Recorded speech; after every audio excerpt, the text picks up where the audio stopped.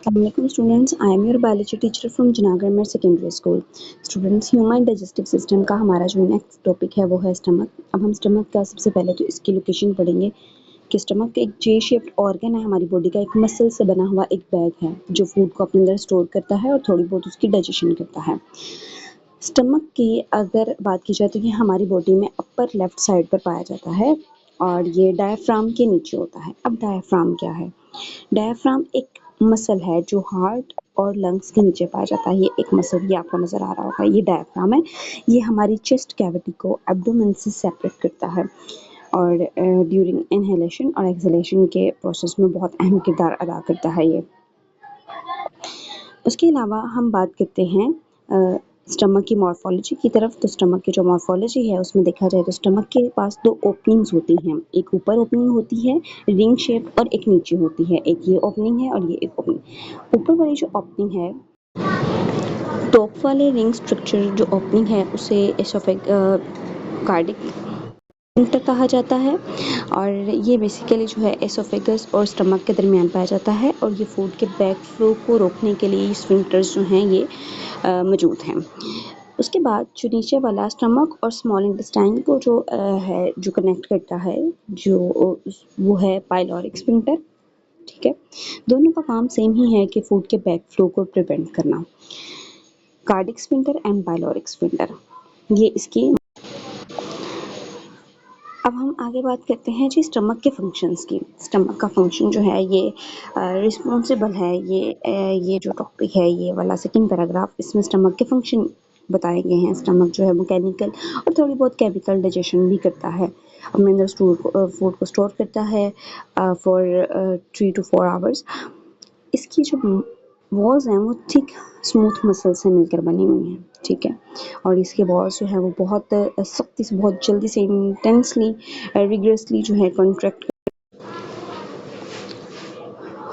अब हम आगे इसके देखते हैं, ये इसमें फंक्शंस दिखाए गए हैं स्टमक के। स्टमक की जो वॉल्स हैं वो बहुत ज़्यादा थिक होती हैं, थिक स्मूथ मसल से मिलकर बनी होती है। आपको पता है स्मूथ मसल्स जो हैं वो हमारे अंडर कंट्रोल जो है काम नहीं करते, वो खुद ब खुद काम करते हैं। ठीक है, और ये थिक स्मूथ मसल से मिलकर बनी होती है जो कि फूड को हेल्प करते हैं उसको चर्न करने में। ठीक है, यानी कि फूड को जो है वो मिक्सिंग में हेल्प करते हैं ये। अब ये जो है इसके अंदर से जब खुराक इसके अंदर आती है स्टमक के अंदर, तो स्टमक की जो वॉल्स हैं वो एक दूसरे के साथ बचने लगती हैं, एक दूसरे के साथ बचने लगती हैं ताकि फूड को फ़ौरन से क्या किया जाए, मिक्स किया जाए। फूड को जब इस प्रोसेस से ऐसे मिक्स किया जाता है और दीवारें एक दूसरे के साथ बजती हैं तो उस दौरान हीट प्रोड्यूस होती है। वही हीट इस्तेमाल की जाती है लिपिड्स को डाइजेस्ट करने में। ठीक है, लिपिड्स यानी कि ऑयली सब्सटेंसेस को डाइजेस्ट करने में वो हीट जो है वो इस्तेमाल की जाती है। ठीक है, इस दौरान जो है अगर हम नेक्स्ट पिक्चर में देखें तो इस दौरान ये स्टमक के अंदर आपकी बुक में बड़ी अच्छी डायग्राम बनाई गई है। अगर देखा जाए ये तो स्टमक के अंदर ना छोटे-छोटे ग्लैंड्स मौजूद होते हैं, कुछ ग्लैंड्स होते हैं। वो ग्लैंड्स जो हैं, ग्लैंड्स अपने अंदर से आपको पता है कि सेक्रेशंस जो हैं वो डिस्चार्ज करते हैं। तो ग्लैंड्स के अंदर से निकलते हैं, एसिड निकलता है और एक इनएक्टिव एंजाइम निकलता है पेप्सिनोजेन। ठीक है, हाइड्रोक्लोरिक एसिड आता है और वो इस इनएक्टिव एंजाइम को उसकी एक्टिव फॉर्म पेप्सिन में कन्वर्ट करता है। ये आपको स्टमक दिख रहा होगा और स्टमक की वॉल्स के अंदर क्या मौजूद होते हैं, ग्लैंड्स। ये आपको ग्लैंड्स नज़र आ रहे होंगे। ठीक है, गैस्ट्रिक ग्लैंड्स होते हैं। स्टमक की वॉल में जो ग्लैंड होता है उसे गैस्ट्रिक ग्लैंड कहते हैं और ये जो अपने अंदर से सब्सटेंस निकालता है इससे गैस्ट्रिक जूस कहा जाता है। जो सब्सटेंस निकलता है ग्लैंड्स के अंदर से, इस जूस के अंदर क्या मौजूद होता है, इस जूस के अंदर HCl मौजूद होता है और एक इनएक्टिव एंजाइम मौजूद होता है जिसका नाम है पेप्सिनोजेन। पेप्सिनोजेन के एक्टिव फॉर्म होती है पेप्सिन। अब इसको एक्टिव फॉर्म में चेंज कौन करता है, HCl आता है और इस पेप्सिनोजेन के ऊपर एक्ट करके इसको एक्टिव फॉर्म में कन्वर्ट करता है पेप्सिन में। पेप्सिन का बेसिकली काम होता है कि प्रोटीन्स के डाइजेशन करना और इसको पेप्टाइड्स में चेंज करना, प्रोटीन्स की लंबी लंबी चेन्स को।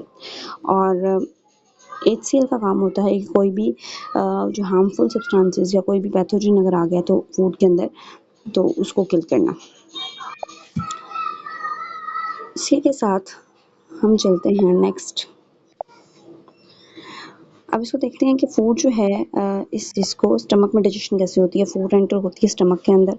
स्टमक के जो गैस्ट्रिक जूस होता है उससे HCl निकलता है और ये HCl जो है ये पेप्सिन जो है ये फूड के ऊपर एक्ट करते हैं और फूड को जो है वो एक बिल्कुल पतले बिल्कुल एक सूप लाइक मिक्सचर के अंदर चेंज कर देते हैं। इस सूप लाइक मिक्सचर का नाम है काइम। काइम का नाम दिया जाता है इसको। ये काइम जो है बाद में जब पाइलोरिक स्फिंक्टर ओपन होता है, एक मर्तबा पाइलोरिक स्फिंक्टर ओपन होने से 5 से 15 ml 5 से 15 ml ऑफ काइम जो है ये कहाँ पर जाता है नेक्स्ट स्मॉल इंटेस्टाइन की तरफ चला जाता है। अच्छा सबसे पहले तो हमने इसमें ये सीखा कि फूड जैसे ही स्टमक के अंदर आती है, स्टमक की जो वॉल्स हैं वहाँ से गैस्ट्रिक जूस डिस्चार्ज होता है और गैस्ट्रिक जूस के अंदर HCl होता है और पेप्सिन जो है वो निकलता है। पेप्सिन और HCl जो है वो उस फूड के ऊपर एक्ट करते हैं और उसको एक सूपी मिक्सचर के अंदर चेंज कर देते हैं और वो जो सूप लाइक मिक्सचर कायम होता है वो बाद में फर्दर डाइजेशन के लिए मूव करता है स्मॉल इंटेस्टाइन की तरफ और जब एक मरतबा पाइलोरिक स्फिंक्टर ओपन होता है तो 5 to 15 ml ऑफ काइम मूव करता है स्मॉल इंटेस्टाइन की तरफ।